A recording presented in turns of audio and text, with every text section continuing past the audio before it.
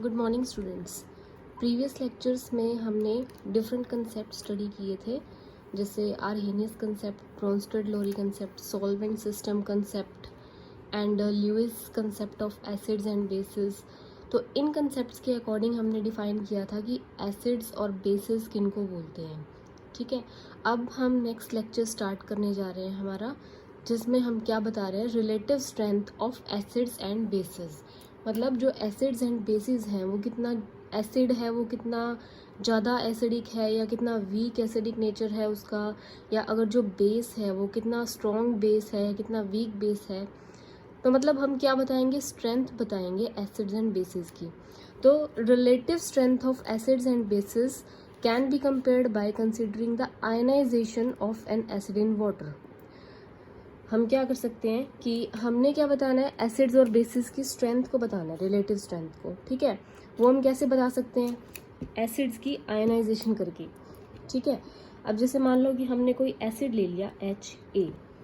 ठीक है, इसको जब हम वाटर के अंदर डाल रहे हैं तो ये किस में डिसोसिएट हो जाएगा, H पॉजिटिव आयंस दे देगा क्योंकि एसिड है, और A नेगेटिव आयन। अब इसके लिए जो इक्विलिब्रियम कांस्टेंट है इस रिएक्शन के लिए, वो क्या हो जाएगा, equilibrium constant for this reaction. और ये रिएक्शन है क्या, हमने किया क्या है, एसिड को वाटर के अंदर डाला है। ठीक है, तो इसके लिए क्या आएगा, equilibrium constant Ka is equal to concentration of H positive ions and concentration of A negative ions upon concentration of undissociated acid. ठीक है, अब यहाँ जो Ka है वो क्या है, डिसोसिएशन कांस्टेंट। Ka क्या हो जाएगा, डिसोसिएशन कांस्टेंट या आयनाइजेशन कांस्टेंट, और आयनाइजेशन कांस्टेंट ऑफ एसिड। ठीक है, तो रिलेटिव स्ट्रेंथ हमने बतानी है, जिसके लिए सबसे पहले हमने क्या किया, कोई भी एसिड मान लिया HA, हमारे पास कोई भी एसिड है, उसको हमने क्या किया, वाटर के अंदर जब डाला तो वो आयंस में डिसोसिएट हो गया, H positive and A negative.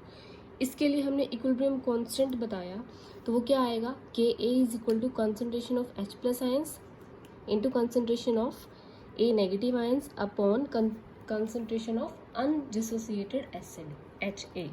ठीक है, Ka यहाँ पे क्या है, dissociation constant of acid, A represent कर रहा है एसिड को। अब यहाँ पे Ka जो है वो मेजर क्या करता है, Ka क्या मेजर करता है, relative strength of an acid, जो हमें चाहिए, जो हमारा टॉपिक है। ठीक है, तो अगर एसिड स्ट्रोंगर है तो Ka की वैल्यू भी क्या होगी, लार्जर। जो Ka है इसकी वैल्यू लार्जर होगी इफ एसिड इज स्ट्रॉन्ग। ठीक है, और अगर एसिड वीक है तो इसकी वैल्यू भी क्या होगी, कम। तो हम सीधा सीधा ये कह सकते हैं कि Ka जो है उसकी वैल्यू लार्ज होगी जब एसिड क्या होगा, स्ट्रॉन्ग होगा, और कम होगी जब एसिड क्या होगा, वीक। मतलब उसके डायरेक्टली प्रोपोर्शनल है। ठीक है, तो Ka की वैल्यू किसके डायरेक्टली प्रोपोर्शनल है, स्ट्रेंथ ऑफ द एसिड। अब ऐसे ही डिसोसिएशन को, किसी भी एसिड की डिसोसिएशन को एक्सप्रेस करने का हमारे पास एक और तरीका होता है, जिसको भी आप जानते हैं, वो क्या होता है, pKa। ठीक है, अब ये pKa क्या होता है, नेगेटिव लॉगरिदम ऑफ Ka। ठीक है, या हम ऐसे लिख सकते हैं इसको 1/log Ka। अब ये pKa क्या बता रहा है, अगेन ये भी क्या बताता है, acidic strength of an acid या बेसिक स्ट्रेंथ ऑफ बेस। ठीक है, तो मतलब रिलेटिव स्ट्रेंथ को बता रहा है ये भी। अब यहाँ पे हमारे पास pKa का क्या है कि अगर pKa की वैल्यू लार्जर है, ठीक है, pKa की वैल्यू अगर लार्जर है तो एसिड क्या होगा, वीक। ठीक है, वहाँ पे रिवर्स था, यहाँ पे क्या था कि अगर Ka की वैल्यू लार्ज थी तो हमारा एसिड स्ट्रॉन्ग था, लेकिन यहाँ पे क्या होगा, अगर pKa की वैल्यू लार्ज है तो एसिड क्या हो जाएगा, वीक हो जाएगा। ठीक है। तो ज़्यादातर जो हमारे पास स्ट्रॉन्ग एसिड्स होते हैं उनकी नेगेटिव वैल्यू होती है pKa की, ठीक है।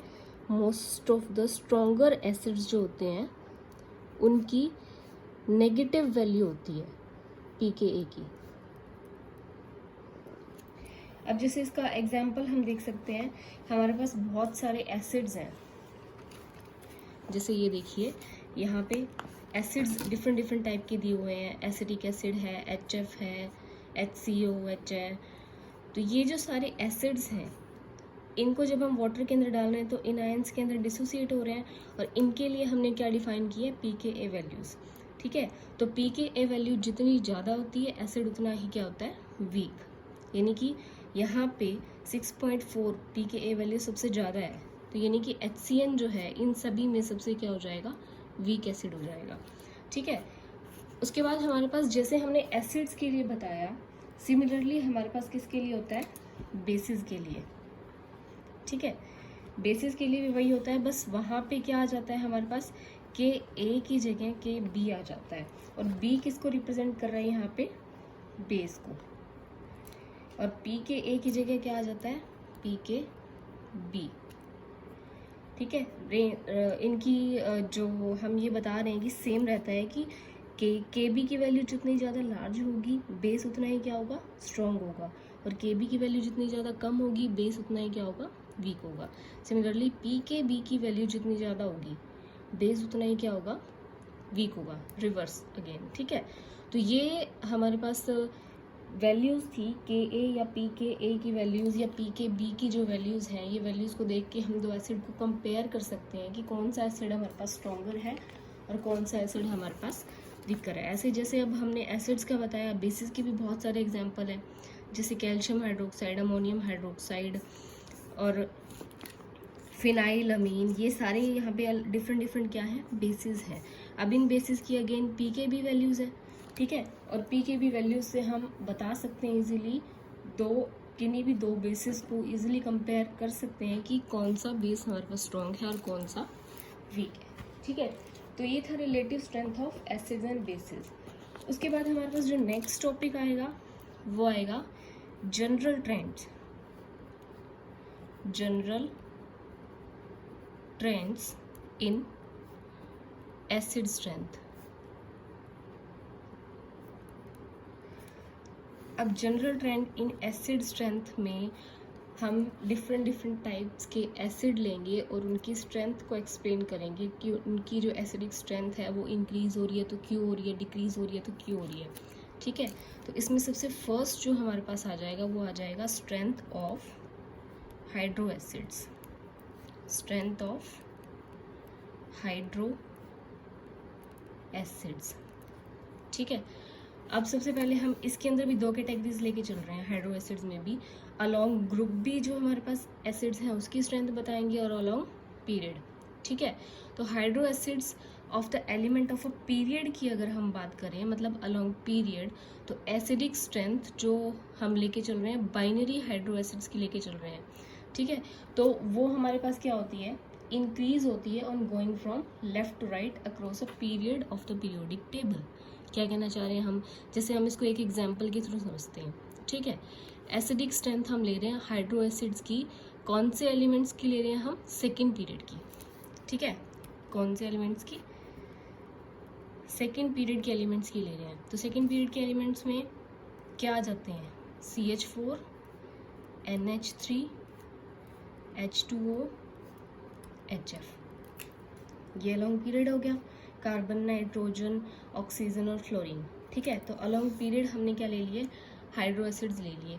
अब इन हाइड्रो एसिड्स की pKa वैल्यू अगर हम बताएं तो वो क्या होती है, pKa वैल्यू 58, 35, 14, 3, और pKa वैल्यू हमने अभी बताया कि pKa वैल्यू जितनी ज़्यादा होती है एसिड उतना ही क्या होता है, वीक होता है। तो मतलब यहाँ अगर हम देखें तो pKa की वैल्यू क्या हो रही है, डिक्रीज़ हो रही है, तो मतलब एसिडिक स्ट्रेंथ क्या हो रही है, इंक्रीज़ हो रही है। और यही हमने कहा है कि अलोंग पीरियड जब हम जा रहे हैं तो जो हाइड्रो एसिड्स हैं उनकी स्ट्रेंथ क्या होती है, इंक्रीज़ होती है on going from left to right, ठीक है। अब ऐसा क्यों हो रहा है हमारे पास? हम कह रहे हैं कि जब हम लेफ़्ट से राइट जा रहे हैं तो हाइड्रो एसिड्स की जो एसिडिक स्ट्रेंथ है, इन एसिड्स की जो एसिडिक स्ट्रेंथ है वो क्या हो रही है? इंक्रीज़ हो रही है, मतलब ये ज़्यादा एसिडिक हो रहे हैं। तो ऐसा क्यों हो रहा है? इसको एक्सप्लेन हम किसके बेसिस पे करते हैं? इलेक्ट्रोनेगेटिविटी के बेस पे, इलेक्ट्रोनेगेटिविटी के बेस पे, ठीक है? क्योंकि साइज़ में इतना ज़्यादा डिफरेंस नहीं आ रहा, तो साइज़ ले रहे हैं इलेक्ट्रोनेगेटिविटी। अब इलेक्ट्रोनेगेटिविटी की अगर हम बात करें तो बहुत डिफरेंस है, कार्बन, नाइट्रोजन, ऑक्सीजन और फ्लोरीन, ठीक है? इलेक्ट्रोनेगेटिविटी इंक्रीज़ हो रही है किस ऑर्डर में? कार्बन, नाइट्रोजन, ऑक्सीजन और फ्लोरीन। अब इलेक्ट्रोनेगेटिविटी इंक्रीज़ होने से हो क्या रहा है? इलेक्ट्रोनेगेटिविटी इंक्रीज़ होने से मान लो HF ले रहे हैं, फ्लोरीन की इलेक्ट्रोनेगेटिविटी ज़्यादा है तो वो हाइड्रोजन से इलेक्ट्रॉन डेंसिटी को अपनी तरफ खींचेगा, ठीक है? मान लो HF है, अब इसमें फ्लोरीन की इलेक्ट्रोनेगेटिविटी ज़्यादा है तो उतना ही क्या करेगा, ये हाइड्रोजन की इलेक्ट्रॉन डेंसिटी को अपनी तरफ खींचेगा। अपनी तरफ खींचेगा तो यहाँ H+ आयन का निकलना उतना ही क्या हो जाएगा? ईजी हो जाएगा, ठीक है? तो इलेक्ट्रोनेगेटिविटी जितनी ज़्यादा होगी उतना ही H+ का निकलना इजी होगा, मतलब हम क्या कह सकते हैं कि एसिडिक स्ट्रेंथ क्या होगी? ज़्यादा होगी। यहाँ पे अब यही हो रहा है, यहाँ पे कार्बन, नाइट्रोजन, ऑक्सीजन और फ्लोरीन की हम बात कर रहे हैं, या हम क्या कह रहे हैं? अलॉन्ग पीरियड जा रहे हैं, तो अलॉन्ग पीरियड इलेक्ट्रोनेगेटिविटी इंक्रीज़ हो रही है। इलेक्ट्रोनेगेटिविटी इंक्रीज़ होने की वजह से इन एटम्स की टेंडेंसी इंक्रीज़ हो रही है, इलेक्ट्रॉन डेंसिटी, हाइड्रोजन की जो इलेक्ट्रॉन डेंसिटी अपनी तरफ अट्रैक्ट करने की, ठीक है? और इलेक्ट्रॉन डेंसिटी अपनी तरफ खींचेंगे तो ऑब्वियस सी बात है H+ ईजिली निकलेगा, तो इसकी एसिडिक स्ट्रेंथ क्या हो जाएगी? इंक्रीज हो जाएगी, ठीक है? तो ये हमारे पास सबसे फर्स्ट था जब हम हाइड्रो एसिड ले रहे हैं अलॉन्ग पीरियड। अब जब हम सेकेंड हाइड्रो एसिड्स लेते हैं अलॉन्ग ग्रुप, अब अलॉन्ग ग्रुप की हम बात करें तो ग्रुप में क्या होना चाहिए हमारे अकॉर्डिंग? तो एसिडिक स्ट्रेंथ है या जो रिलेटिव स्ट्रेंथ है हाइड्रो एसिड्स की वो क्या होती है? अलॉन्ग ग्रुप भी इंक्रीज होती है, ठीक है?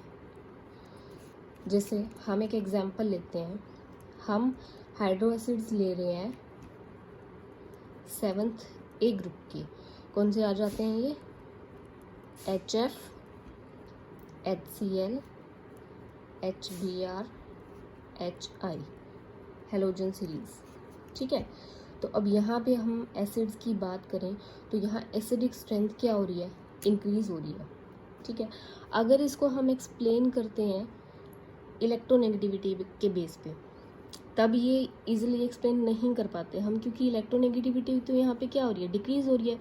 फ्लोरीन की इलेक्ट्रोनेगेटिविटी सबसे ज़्यादा होती है और आयोडीन की कम होती है। तो इलेक्ट्रोनेगेटिविटी के बेस पे अगर हम देखें तो HF को ज़्यादा एसिडिक होना चाहिए था एज़ कम्पेयर टू HI, ठीक है?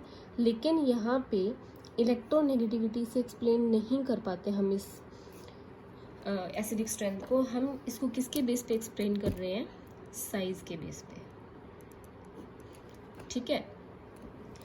अब अगर साइज की बात की जाए तो iodine, fluorine, chlorine, bromine, iodine में आयोडीन का साइज सबसे बड़ा है, ठीक है?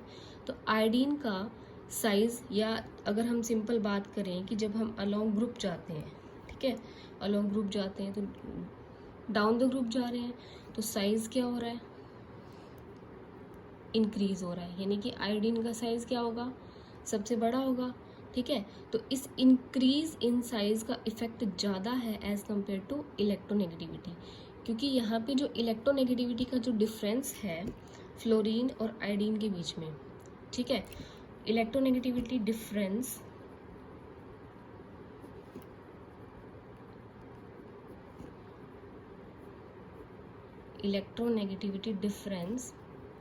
बिटवीन फ्लोरीन टू आयोडीन कितना है? सिर्फ ये 1.5 है, लेकिन इनका जो साइज है वो ऑलमोस्ट क्या हो रहा है? डबल हो रहा है। मतलब यहाँ साइज वाला फैक्टर है वो क्या होगा? प्रेफरेबल, ठीक है? और साइज के बेस पे अगर हम बात करें तो साइज जितना ज़्यादा एटम का बड़ा होगा ठीक है, वहाँ से H+ का निकलना उतना ही ईजी होगा, क्योंकि वो उसको उतना प्रॉपरली होल्ड नहीं कर पा रहा, तो H+ क्या हो जाएगा, ईजिली वहाँ से निकल जाएगा। H+ निकल जाएगा तो एसिडिक स्ट्रेंथ क्या हो जाएगी, इंक्रीज हो जाएगी। वहीं अगर हम फ्लोरीन की बात करें तो फ्लोरीन ने ड्यू टू स्मॉल साइज इसको टाइटली होल्ड किया हुआ है, तो ये इतना ईजिली नहीं निकल पाएगा यहाँ से, ठीक है। तो साइज के बेस पे जब देखा जाए तो एसिडिक स्ट्रेंथ सबसे ज़्यादा किसकी होगी, आयोडीन की। अब इसको हम एक टेबल से बता सकते हैं कि भाई साइज और इलेक्ट्रोनेगेटिविटी में क्या डिफरेंस आ रहा है। ये देखो यहाँ पे हमारे पास इलेक्ट्रोनेगेटिविटी दी हुई है, फ्लोरीन, क्लोरीन, ब्रोमीन और आयोडीन, ठीक है। इलेक्ट्रोनेगेटिविटी फ्लोरीन की 4 है, क्लोरीन की 3, ब्रोमीन की 2.8 और आयोडीन की कितनी है, 2.5, ठीक है। और एटॉमिक साइज की बात करें तो ये फ्लोरीन का 0.64 है और आयोडीन का 1.33, मतलब इसमें जो इंक्रीज आ रहा है वो 1.5 के नियर अबाउट आ रहा है, लेकिन यहाँ पे इलेक्ट्रोनेगेटिविटी में जो इंक्रीज आ रहा है वो 1.5 के करीब आ रहा है, ठीक है। लेकिन साइज जो हो रहा है वो ऑलमोस्ट क्या हो रहा है, डबल हो रहा है। तो मतलब हम साइज वाला फैक्टर यहाँ पे क्या करेंगे, प्रेफर करेंगे, ठीक है। तो साइज के बेस पे जब हम बताएं तो अलोंग ग्रुप जब हम जाते हैं तो एसिडिक स्ट्रेंथ क्या होती है, इंक्रीज होती है, ठीक है। ऐसे ही हम एक और एग्जांपल ले सकते हैं। हम एग्जांपल ले रहे हैं 6th A ग्रुप का, ऑक्सीजन फैमिली। अब ऑक्सीजन फैमिली में हाइड्रो एसिड्स की बात करें तो क्या आ जाएंगे, H2O, H2S, H2SE, H2TE, ठीक है। ये हाइड्रो एसिड्स हो गए। तो जैसे हमने हेलोजन फैमिली की बात की थी तो उसमें क्या हो रहा था, डाउन द ग्रुप जा रहे थे तो एसिडिक स्ट्रेंथ इंक्रीज हो रही थी। ऐसे ही सिमिलरली यहाँ पे भी हो रहा है, ऑक्सीजन फैमिली में भी क्या हो रहा है, डाउन द ग्रुप जा रहे हैं तो एसिडिक स्ट्रेंथ इंक्रीज हो रही है। और इसका रीज़न अगेन हम सेम लेंगे, क्योंकि डाउन द ग्रुप जा रहे हैं तो साइज इंक्रीज हो रहा है, साइज इंक्रीज होने की वजह से H+ को रिलीज करने की टेंडेंसी क्या हो जाती है, ज़्यादा हो जाती है, ठीक है, जिसकी वजह से एसिडिक स्ट्रेंथ क्या हो जाती है, इंक्रीज हो जाती है। अब ये तो था हमारे पास along group and along period strength of hydro acids, ठीक है। अब नेक्स्ट हमारे पास आता है इसी के अंदर ही स्ट्रेंथ ऑफ ऑक्सो एसिड्स।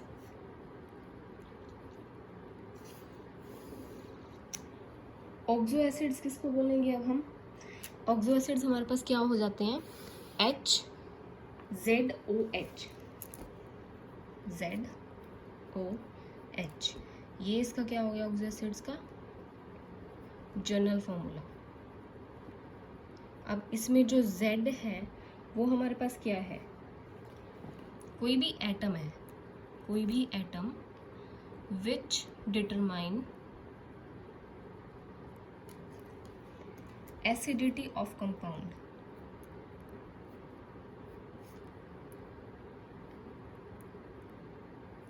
ठीक है।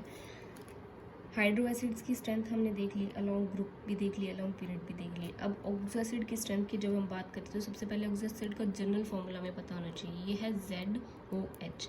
अब यहाँ पे जो Z है हमारे पास वो क्या है, वो क्या हो गया, कोई भी एटम हो गया जो एसिडिक स्ट्रेंथ को डिटरमाइन करेगा कंपाउंड की, ठीक है। अब ये एग्जाम्पल से थोड़ा बहुत क्लियर हो जाएगा आपको कि यहाँ पे सबसे पहले तो जो ऑक्सो एसिड की स्ट्रेंथ है ना वो किन किन फैक्टर्स के ऊपर डिपेंड करती है, साइज़ के ऊपर भी, ये जो एटम है इसके साइज़ के ऊपर भी, इसकी इलेक्ट्रोनेगेटिविटी के ऊपर भी और इंडक्टिव इफेक्ट के ऊपर, इनका कंबाइंड इफेक्ट रहता है, ठीक है, कि एसिडिक स्ट्रेंथ में। अब हमारे पास Z एटम की अगर हम बात करें तो सबसे पहला केस हम देखते हैं, अगर इलेक्ट्रोनेगेटिविटी की बात करें, Z की इलेक्ट्रोनेगेटिविटी मतलब ये जो भी एटम हम लेके चल रहे हैं, अगर इसकी इलेक्ट्रोनेगेटिविटी ज़्यादा है, ठीक है, या इसका साइज़ हमारे पास स्मॉल है, तो क्या होगा, ये इसकी इलेक्ट्रॉन विड्रॉ करने की टेंडेंसी ज़्यादा होगी। अगर इसकी इलेक्ट्रोनेगेटिविटी ज़्यादा है या इसका साइज़ स्मॉल है तो उतने ही ज़्यादा क्या करेगा, इलेक्ट्रॉन विड्रॉ करेगा ऑक्सीजन से, और जितने ज़्यादा ऑक्सीजन से इलेक्ट्रॉन विड्रॉ करेगा उतना ही ये क्या करेगा, आगे हाइड्रोजन से इलेक्ट्रॉन विड्रॉ करेगा, और हाइड्रोजन से जितने ज़्यादा इलेक्ट्रॉन विड्रॉ होंगे या इस पर जितनी इलेक्ट्रॉन डेंसिटी कम होगी, इसका निकलना क्या होगा, उतना ईजी हो जाएगा, और एसिडिक स्ट्रेंथ क्या हो जाएगी, इंक्रीज हो जाएगी, ठीक है। अब इसको समझने के लिए हम एक एग्जाम्पल लेते हैं। जैसे हमने हेलोजन सीरीज की हाइड्रो एसिड्स ले लिए, जैसे HClO, HBrO और HIO। ठीक है, अब इलेक्ट्रोनेगेटिविटी की बात करें हम, तो इलेक्ट्रोनेगेटिविटी सबसे ज़्यादा इनमें से किसकी है? क्लोरीन की। ठीक है, एसिडिक स्ट्रेंथ भी इसी की ज़्यादा होगी, फिर देन इसकी। तो मतलब यहाँ पे जो एसिडिक स्ट्रेंथ का ऑर्डर आ जाएगा, या इसको हम ऐसे भी लिख सकते हैं सिंपली HOCl, HOBr, HOI। इससे आपको ज़्यादा क्लियर हो जाएगा। ठीक है, अब यहाँ देखो, हमने क्या बताना है? एसिडिक स्ट्रेंथ के बारे में। ये क्या हो गए? Oxo acid. हमने हेलोजन सीरीज के ऑक्सो एसिड्स ले लिए। अब यहाँ पे सीधी सी बात है कि जैसे ये क्लोरीन है, इसकी इलेक्ट्रोनेगेटिविटी क्या है? ज़्यादा है एज़ कम्पेयर टू आयोडीन। तो इलेक्ट्रोनेगेटिविटी ज़्यादा होने की वजह से अपनी तरफ इलेक्ट्रॉन ज़्यादा खींचेगा ये। ठीक है, इलेक्ट्रॉन को ज़्यादा अट्रैक्ट करेगा, और जितने ज़्यादा ये इलेक्ट्रॉन खींचेगा उतने ही ऑक्सीजन क्या करेगा? हाइड्रोजन से इलेक्ट्रॉन खींचेगा, क्योंकि उसकी इलेक्ट्रॉन डेंसिटी क्लोरीन की तरफ जा रही है। तो फर्दर ऑक्सीजन क्या करेगा? हाइड्रोजन से इलेक्ट्रॉन डेंसिटी लेगा। अब हाइड्रोजन पे इलेक्ट्रॉन डेंसिटी जितनी कम होगी उतना ही यहाँ से इसका निकलना ईजी होगा। ठीक है, तो उतना ही एसिडिक स्ट्रेंथ में क्या होगा फिर? इंक्रीज। तो अगर हम ऑक्सो एसिड्स की बात करें तो यहाँ सबसे ज़्यादा एसिडिक कौन सा होगा? HClO। और सबसे कम एसिडिक कौन सा होगा? HIO। ठीक है, reason electronegativity of halogen atom. इसके बाद हम यहाँ पे एक और, जैसे सिमिलरली एक और एग्जांपल ले सकते हैं। वो क्या हो गया? H2SO3,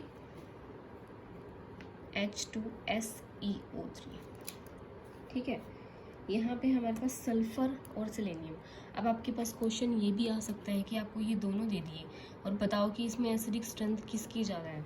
तो अगर आपको ये पता है कि यहाँ पे सल्फर जो है वो ज़्यादा इलेक्ट्रोनेगेटिव होता है एज़ कम्पेयर टू सेलेनियम। ठीक है, सल्फर की इलेक्ट्रोनेगेटिविटी ज़्यादा है एज़ कम्पेयर टू सेलेनियम। तो जिसकी इलेक्ट्रोनेगेटिविटी ज़्यादा है उतने ही ज़्यादा इलेक्ट्रॉन डेंसिटी अपनी तरफ खींचेगा, उतना ही हाइड्रोजन का निकलना ईजी हो जाएगा। तो यहाँ पे एसिडिक ज़्यादा कौन सा होगा? H2SO3। ठीक है, एज़ कम्पेयर टू H2SeO3। ऐसे ही अगर हम बात करते हैं HClO4, HiO4, ये भी एक क्वेश्चन आ सकता है अभी दोनों में कौन सा ज़्यादा एसिडिक है, तो वो भी हम इजीली बता सकते हैं। क्लोरीन क्या हो गया यहाँ पे? ज़्यादा इलेक्ट्रोनेगेटिव हो गया ना, तो मतलब ये क्या होगा? ज़्यादा एसिडिक होगा एज़ कम्पेयर टू HiO4। ठीक है, तो ये तो थे हमारे पास कि हमने ये बता दिया इलेक्ट्रोनेगेटिविटी जिसकी ज़्यादा है तो उतना ही ज़्यादा एसिडिक होगा।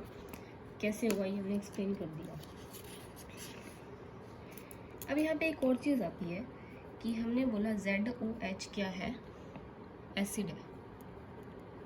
ठीक है, ये एसिड की तरह बिहेव तभी करेगा जब ये जो Z एटम है इसकी इलेक्ट्रोनेगेटिविटी 1.8 से ज़्यादा होगी।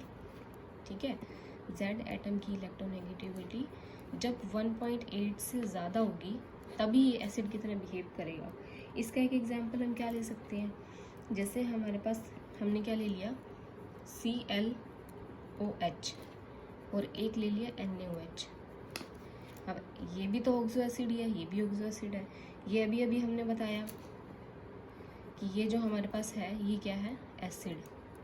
लेकिन ये भी आप लोगों को पता है कि NaOH जो होता है वो क्या होता है? बेस होता है। क्यों? क्योंकि जो Na है उसकी जो इलेक्ट्रोनेगेटिविटी है वो सिर्फ 0.8 होती है, और जो Cl है इसकी इलेक्ट्रोनेगेटिविटी क्या होती है? 3। अब Cl की इलेक्ट्रोनेगेटिविटी 3 है, यानी कि 1.8 से ज़्यादा है, और Na की इलेक्ट्रोनेगेटिविटी 0.8 है जो 1.8 से कम है। तो ये किसकी तरह बिहेव कर रहा है? बेस की तरह। और ClOH किसकी तरह बिहेव कर रहा है? एसिड की तरह।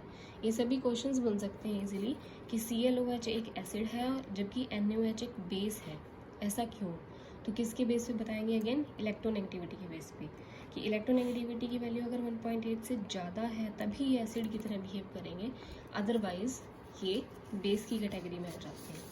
ठीक है, उसके बाद हमारे पास नेक्स्ट इसके अंदर जो पॉइंट आ रहा है वो आ गया presence of oxygen on Z increases acidity. ठीक है, प्रेजेंस ऑफ ऑक्सीजन कैसे, सेकेंड पॉइंट हमारे पास आ गया, acidity increases as oxidation number increases। अब इसका एक एग्जांपल देखो। सबसे पहले हमारे पास क्या है, एसिड्स हमने ले लिए, HClO, HClO2, HClO3, HClO4, और इनकी जो ऑक्सीडेशन नंबर है, ऑक्सीडेशन नंबर है जो Cl का यहाँ पे, वो क्या हो रहा है, इंक्रीज हो रहा है, +1 +3 +5 +7।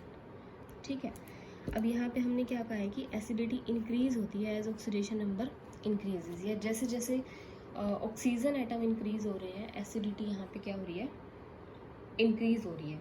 ठीक है, तो अब यहाँ पे इंक्रीज हो रही है तो एसिडिक स्ट्रेंथ क्या जानी चाहिए, इसकी सबसे कम होनी चाहिए, क्योंकि इसकी ऑक्सीडेशन स्टेट कम है, या इसमें ऑक्सीजन एटम जो लगे हैं वो भी कम है। ठीक है, इसकी उससे ज़्यादा, इसकी उसके ज़्यादा, और HClO4 की सबसे ज़्यादा। ठीक है, अब इसको किस बेस पे एक्सप्लेन कर सकते हैं हम कि ऐसा क्यों हो रहा है, एसिडिक स्ट्रेंथ जो है इंक्रीज क्यों हो रही है यहाँ पे। ठीक है, तो यहाँ पे देखो सीधी सी बात है, हमारे पास क्या है, यहाँ पे ऑक्सीजन एटम है, और ऑक्सीजन आपको पता है इलेक्ट्रोनेगेटिव एटम होता है। ठीक है, तो यहाँ पे HClO के अंदर एक ही ऑक्सीजन एटम है, HClO2 के अंदर 2 है, HClO3 के अंदर 3, और इसके अंदर 4। ठीक है, तो ऑक्सीजन एटम जितने ज़्यादा होंगे उतने ही क्या करेंगे, इलेक्ट्रॉन डेंसिटी को अपनी तरफ अट्रैक्ट करेंगे। ठीक है, अब यहाँ पे सबसे पहले तो ये देखो कि हमारे पास H एक ही है सभी के पास। ठीक है, तो यहाँ पे यानी कि जिसने आयनाइज होना है, इन्होंने सबने एक ही H+ देना है, तो यहाँ पे हम ये लिख सकते हैं ClOH, OCl OH, O2 ClOH, या O3 ClOH। ठीक है, एसिडिक स्ट्रेंथ किसकी ज़्यादा होगी, इसकी ज़्यादा होगी, इसकी उससे कम, इसकी उससे कम, यही ट्रेंड आ गया। अब देखो हम यहाँ पे क्या कहना चाह रहे हैं कि ऑक्सीडेशन नंबर इंक्रीज हो रहा है तो एसिडिक स्ट्रेंथ क्या हो रही है, इंक्रीज हो रही है, या जैसे जैसे ऑक्सीजन एटम यहाँ पे इंक्रीज होते जा रहे हैं तो एसिडिक स्ट्रेंथ क्या हो रही है, इंक्रीज हो रही है। क्यों हो रही है, आई होप कुछ आइडिया आपको लग गया होगा कि जैसे हमने यहाँ पे ClOH लिखा, और इसको HClO2 को हम क्या लिख सकते हैं, OClOH, HClO3 को हमने लिख दिया O2ClOH, और HClO4 को हमने लिख दिया O3ClOH। ठीक है, यानी कि यहाँ पे सबके अंदर एक एक ही हाइड्रोजन है जिसने निकलना है। लेकिन अगर हम देखें इस साइड, तो इस साइड क्या है, यहाँ पे कोई ऑक्सीजन एटम नहीं है, यहाँ पे एक ऑक्सीजन एटम है, यहाँ 2 है और यहाँ 3 है। और ये आप लोगों को पता है कि ऑक्सीजन एटम की इलेक्ट्रोनेगेटिविटी बहुत ज़्यादा होती है, और वो इलेक्ट्रॉन डेंसिटी को अपनी तरफ अट्रैक्ट करता है। अब जितने ज़्यादा ऑक्सीजन होंगे उतनी ज़्यादा इलेक्ट्रॉन डेंसिटी को अपनी तरफ खींचेगा। ठीक है, जैसे यहाँ पे 3 ऑक्सीजन है तो 3 ऑक्सीजन इस क्लोरीन से इलेक्ट्रॉन डेंसिटी को खींच रहे हैं। ठीक है, ये आगे फर्दर क्या करेगा, यहाँ से इलेक्ट्रॉन डेंसिटी लेगा। ठीक है, और ये आगे फर्दर हाइड्रोजन से, तो यहाँ हाइड्रोजन का निकलना क्या होगा, ईजी होगा। ठीक है, और एसिडिक स्ट्रेंथ यहाँ पे क्या होगी, ज़्यादा होगी। तो जितने ज़्यादा ऑक्सीजन एटम इंक्रीज हुए उतनी ही ज़्यादा इलेक्ट्रॉन डेंसिटी उन्होंने अपनी तरफ खींची, तो उतनी ही ज़्यादा H+ का निकलना यहाँ पे क्या हुआ, ईजी, मतलब एसिडिक स्ट्रेंथ क्या हो गई, इंक्रीज हो गई। ठीक है, तो ये हमारे पास क्या हो गया कि एसिडिक स्ट्रेंथ, अगर हमारे पास ऑक्सीजन एटम इंक्रीज हो रही है, ऑक्सीडेशन स्टेट इंक्रीज हो रही है तो इंक्रीज हो रही है। ठीक है, ऐसे एक और एग्जांपल अगर हम लें, हमारे पास HNO, HNO2, HNO3। ठीक है, ये 3 एसिड है। अब आपसे जनरल क्वेश्चन भी पूछा जा सकता है कि HNO2 और HNO3 के अंदर ज़्यादा एसिडिक कौन है। तो अगर आपको ये कंसेप्ट समझ में आया तो आप इजीली एक्सप्लेन कर सकते हो। क्यों? क्योंकि इनमें भी क्या हो गया भाई, आयनाइजेबल हाइड्रोजन तो एक ही है, ठीक है, एक ही H+ दे सकते हैं सारे, लेकिन ऑक्सीजन एटम क्या हो रहे हैं यहाँ पे, इंक्रीज हो रहे हैं। और आपको पता है जितने ज़्यादा ऑक्सीजन एटम होते हैं उतनी ही एसिडिक स्ट्रेंथ होती है, ठीक है। तो एसिडिक सबसे ज़्यादा कौन सा हो जाएगा यहाँ पे, ये फिर, ठीक है। ऐसे ही आपसे ये भी पूछा जा सकता है कि H2SO3 और H2SO4 इन दोनों में से कौन सा ज़्यादा एसिडिक है, तो कौन सा ज़्यादा एसिडिक होगा, H2SO4। अगेन ऑक्सीडेशन स्टेट इसके अंदर ज़्यादा है और इसके अंदर क्या है, कम है, ठीक है। इसको कैलकुलेट इजीली आप कर ही सकते हो। H2 पे क्या हो गया, +1 चार्ज होता है ना, तो +2, इस पे क्या होता है -2, तो -2 यानी कि -6 आ जाएगा, 3 × 2 6, इसको हम x मान के चल लेते हैं, ठीक है। तो ऑक्सीडेशन स्टेट इसमें कितनी आ गई, +4। और अगर यहाँ बात करें तो इसके ऊपर +2 चार्ज हो गया, इसको हमने x मान लिया, और इसके ऊपर -8, ठीक है, क्योंकि एक ऑक्सीजन के ऊपर आपको पता है कि -2 होता है चार्ज, और यहाँ 4 है तो -8 टोटल हो जाएगा। यहाँ ऑक्सीडेशन स्टेट क्या हो जाएगी, +6 हो जाएगी। तो ऑक्सीडेशन स्टेट भी यहाँ पे क्या हो रही है, +4 से +6 हो रही है, इंक्रीज़ हो रही है, ऑक्सीजन एटम भी इंक्रीज़ हो रहे हैं, तो एसिडिक स्ट्रेंथ भी क्या हो रही है, इंक्रीज़ हो रही है, ठीक है। उसके बाद नेक्स्ट इसमें 1-2 एग्जांपल्स और हैं जो हम नेक्स्ट लेक्चर में स्टडी करेंगे। Thank you.